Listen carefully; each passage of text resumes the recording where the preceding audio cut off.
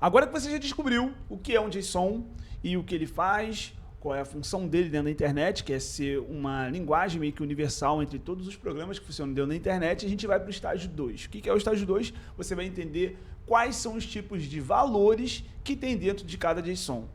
Então, a gente tem que trabalhar valores específicos para cada tipo de campo, para cada tipo de chave. Vamos voltar aqui para o nosso navegador, onde a gente vai baixar, primeiramente, uma IDE. O que é uma IDE? Uma IDE é um tipo de ambiente de desenvolvimento, que vai nos ajudar a fazer JSONs da maneira certa. Nesse caso, JSONs, mas ela serve, tem IDEs para poder fazer diversas coisas. Nesse caso aqui, a gente vai escrever um JSON. Essa IDE, esse programinha que a gente vai usar, chama-se... Cadê?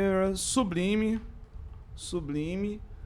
Text.com.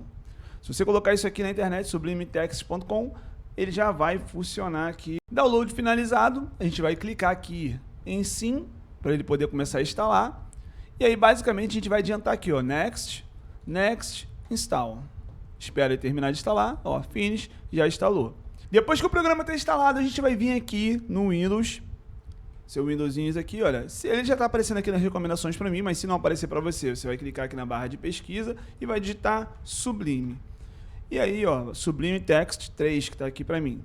Quando ele abrir, vou deixar aqui um pouco maior para a gente poder conseguir ler direitinho, ó, poder ficar bem visível. Quando ele abrir, uma das coisas mais importantes que você tem que fazer é... Ele é um editor de código para todos os tipos de código, então tem vários códigos aqui que você pode estar fazendo. E o que ele faz? Ele nos orienta, como eu já falei, a digitar o código da maneira certa. Se tiver alguma coisa errada, ele vai sinalizar. Então, o que a gente tem que fazer para poder ele sinalizar da maneira certa? A gente tem que vir aqui em File e salvar. Aqui, ó, Save As. Salvar. E aí a gente vai salvar em qualquer lugar, aí é com você, onde você quiser salvar, mas o mais importante aqui é você colocar o nome do seu arquivo, por exemplo, vamos colocar aqui aula, e você vai ter que colocar ponto .json, JSON. Tem que ter o ponto .json para poder ele reconhecer quem é um arquivo JSON e aí sim começar a passar as indicações corretas para esse tipo de arquivo. Vou salvar o arquivo e pronto. Agora você pode ver que aqui em cima, ó, ele identificou como aula.json. A partir de agora, tudo que a gente fizer, ele vai considerar como um código JSON e se tiver alguma coisa errada, ele vai sinalizar de vermelho para a gente. Então, a primeira coisa que a gente tem que fazer quando a gente vai escrever um JSON, vamos fazer o mesmo JSON lá da aula passada. A gente primeiro tem que abrir a chave, ó, você vê que ele já digitou as duas chaves ali para a gente. Vamos quebrar aqui a nossa chave.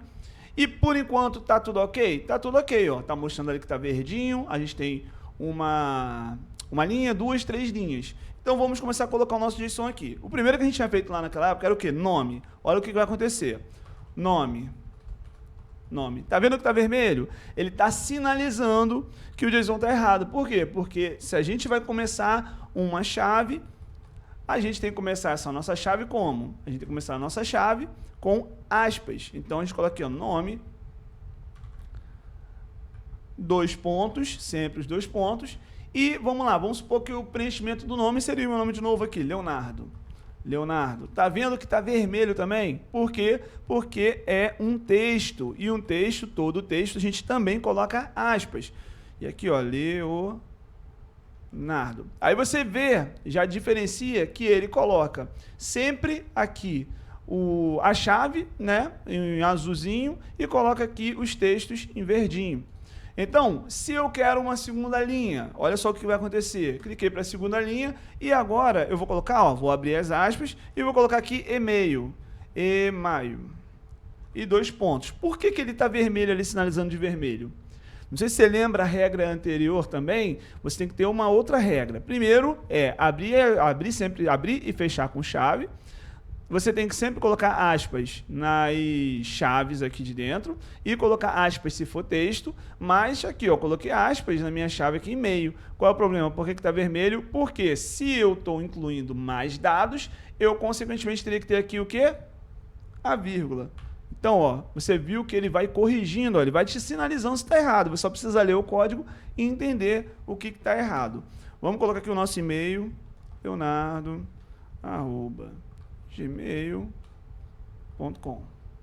Vamos colocar mais uma vírgula e vamos colocar aqui, olha, número. Ou telefone, melhor. Telefone. Telefone. E aqui, vamos colocar aqui, ó, 22 981 24 54 87 23. Acho que é isso, né? Tá bom, número fictício aqui qualquer. E logo abaixo a gente vai colocar aqui, aqui ó, vírgula. Logo abaixo a gente vai colocar aqui, olha, idade também, idade. Aí vamos colocar aqui, sei lá, 23, 30 aqui, ó, vírgula. Embaixo a gente vai colocar mais um dado, que vai ser... Vamos parar por aqui, depois a gente vai continuando, ó.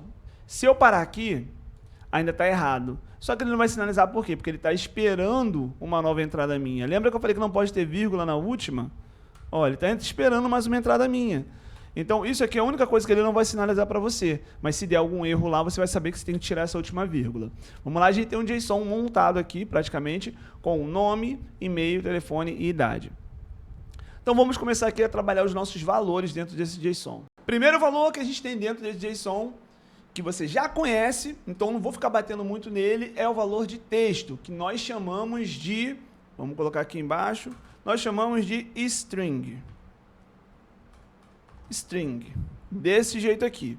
Esse aqui é o primeiro valor. O que quer dizer esse valor? Quer dizer que é igual a um valor de texto. Texto. Quando a gente coloca duas barrinhas aqui em qualquer tipo de código, quer dizer que você está fazendo um comentário. Então, a gente está fazendo um comentário aqui, que é texto. Tirar aqui, vamos colocar aqui do lado, ó. Então, a gente está fazendo um comentário. Isso aqui não entra e não atrapalha o nosso código, ok? Então, ele vira aqui um texto aqui que não vai atrapalhar em nada. Esse texto aqui é uma string. Por quê? Porque ele tem aspas e está definindo ali que é um texto. E-mail, ele pode ser algum outro valor? Não pode, ele tem que ser um e-mail, tem que ser um texto mesmo. Então, aqui também, o nosso texto aqui também é uma string. Vamos colocar aqui, olha. Aqui também é uma string. String. Tanto faz aqui, ó, uma string. Aqui o número de telefone, ele é um número?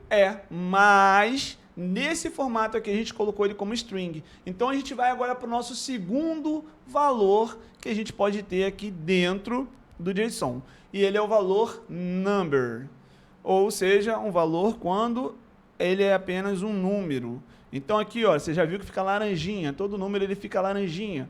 Ele é o que aqui? Ele é um number. Um number. Todos os numbers, eles são dessa forma aqui, olha. Ele não precisa de aspas, desde que seja um número. Sendo um número, não precisa de aspas e ele vai considerar um número. Léo, mas por que diabos eu usaria um número em vez de usar texto logo? Tudo texto.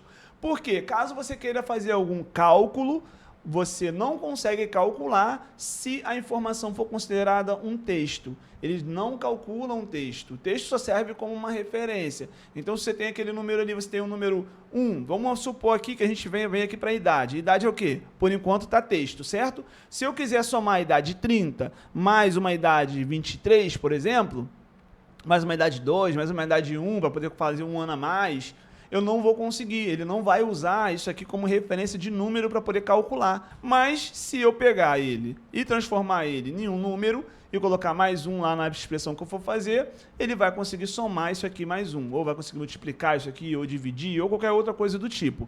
A questão é que ele consegue trabalhar agora cálculos com esses números. Então, todo tipo de expressão number, ela é feita para poder utilizar os cálculos. Os cálculos conseguem pegar esse tipo de informação. Agora a gente vai para o nosso terceiro tipo de caso. Continuando aqui, a gente vai para o nosso próximo caso, que é, vamos adicionar mais uma linha aqui, a gente vai colocar aqui uma afirmação. Seria o que nesse caso? A gente vai afirmar aqui, é professor? Ou professor? No caso é que eu quero afirmar se sou um professor ou não. Você pode usar para infinitos tipos de casos, tá? Mas isso aqui é só para exemplificar. Professor. E é tipo uma afirmação. Vamos colocar aqui, olha, a gente colocou a nossa chave. E aí a gente vai colocar aqui, poderia colocar uma aspas e colocar sim Ou também colocar aspas, colocar não, também serviria. Aí a gente tem a resposta sim ou não, e aí trabalhar com essa condição. Mas nesse caso aqui eu quero te mostrar uma condição que você só vai colocar apenas verdadeiro ou falso. E claro, obviamente, como tudo na programação, tudo dentro da internet, tem que ser escrito em inglês. Então você só pode usar os valores true, true ou false, false. Isso aqui é verdadeiro ou falso. É o professor? Se eu colocar true, quer dizer que é verdadeiro. Se eu colocar false, quer dizer que é falso. Quer dizer que não sou um professor. Se colocar verdadeiro, sim. Se colocar falso, não. Muitas das vezes a gente utiliza esse tipo de valor aqui, porque ele é um valor mais leve, ele deixa mais otimizado o seu código, a sua comunicação. Então, se você tem algum tipo de dado que ele só precisa dizer se é verdadeiro ou falso, só precisa afirmar ou negar, usa o true, que o seu código, a sua automação vai ficar muito mais leve, muito mais rápida, do que você colocar um texto, uma string, que ele tem que traduzir para poder depois sim fazer todos os trâmites que tem que ser feito. Então, professor, vamos colocar aqui, ó, true. Então, a gente já tem mais um outro tipo de código que é o verdadeiro ou falso, que é o nome desse código, o nome desse valor aqui, na verdade, chama-se boolean. Boolean. Deixa eu até ver, só para poder a gente não pecar. Vamos ver só se o boolean, ó, é boolean, verdadeiro ou falso. Então, vamos até acertar aqui, olha, o boolean, verdadeiro ou falso, tá vendo? Ó? Então a gente pode garantir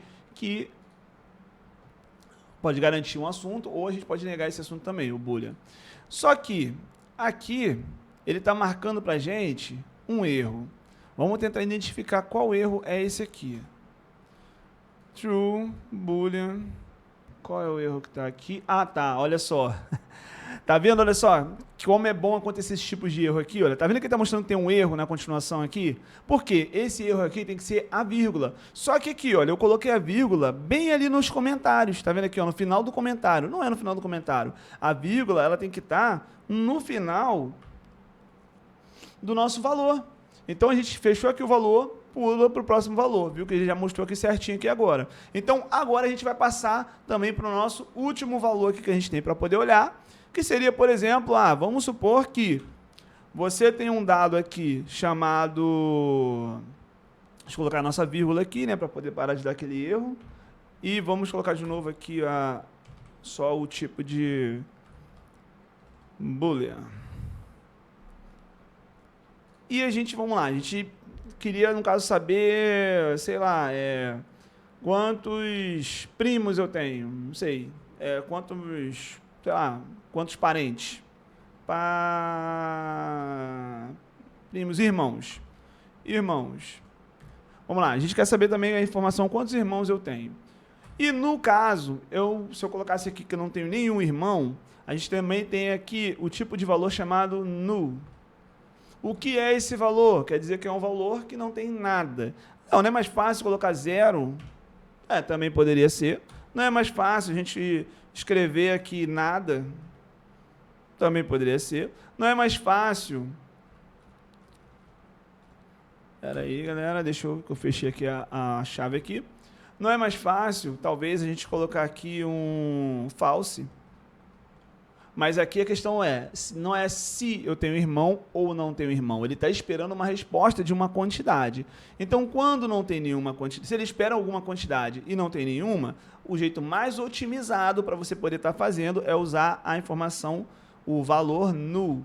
Então, quando você usa null aqui, quer dizer que ele está zerado, quer dizer que não tem nada. Então, essa é a melhor maneira de você fazer para você poder deixar o seu JSON otimizado. Lembra que a gente não tem só que ficar disparando de qualquer maneira o JSON? A gente tem que sempre tentar deixar da melhor forma, mais otimizada possível, para poder o código, tudo funcionar da maneira ideal dentro das nossas automações. E o que é esse valor? Esse valor, na verdade, é o null mesmo. Então, é esse o nome do valor. Valor null. O que esse valor quer dizer? Quer dizer que ele está zerado, quer dizer que não há informação para isso, quer dizer que não foram preenchidos dados para isso. Então, basicamente, essas daqui são as principais e basicamente as que são usadas dentro de JSON, são todos os valores, e aí a gente vai trabalhar bastante eles dentro das nossas automações. É bom que você entenda como funciona eles, e agora a gente vai para a nossa próxima aula, onde você vai aprender a uma coisinha um pouquinho mais avançada ainda aqui dentro dos nossos JSON.